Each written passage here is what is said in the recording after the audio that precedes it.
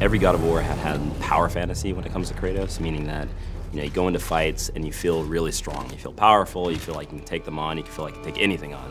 No matter how small, no matter how big, it's like Kratos can handle it.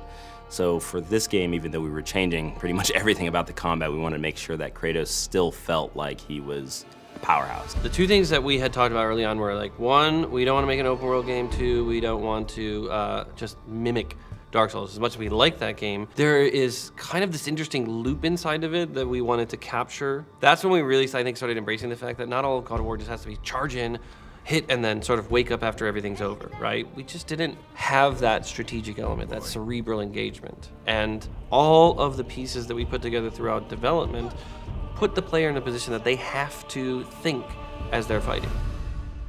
For this game, he's got a new weapon, his Leviathan axe, and with this weapon we wanted to be a little bit more tactical, still feel powerful at the end of the day, but have a little bit more decision making and a little bit more deliberate actions on the player. We've created scenarios in which, hey, it's advantageous to really experiment with this. And we've noticed that once people start seeing that, oh, I'm gonna try that one now, right? Because we give you a lot. We want to make sure that, hey, when you win this fight, did you win it slightly different than this other player won the fight? Maybe you kicked them into a wall, stunned them, and grabbed them. Maybe you tripped them and then slammed your axe on top of them to split them in half. There's multiple ways to handle enemies this game. But I love the kind of trick shot stuff with the axe. So like throwing and tripping the character and then repositioning myself to put another character between me and the axe, recalling the axe and taking the character from the ground, popping him up, hitting another character in that line from behind, grabbing and then comboing that, launching him up, and then throwing a runic attack on him.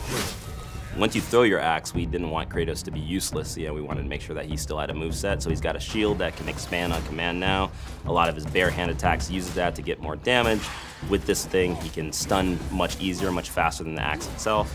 Well, Kratos can throw the axe. He has ranged abilities, right? If you're blocking, you have to block.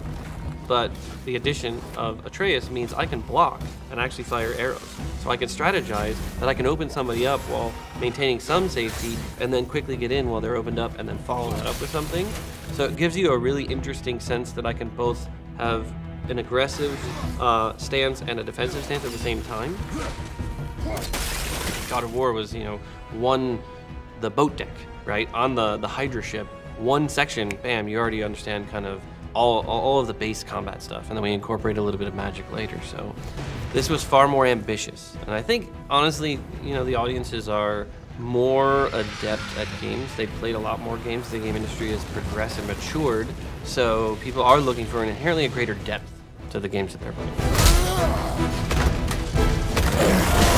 Pre-order and get 3 shield skins for in-game. PlayStation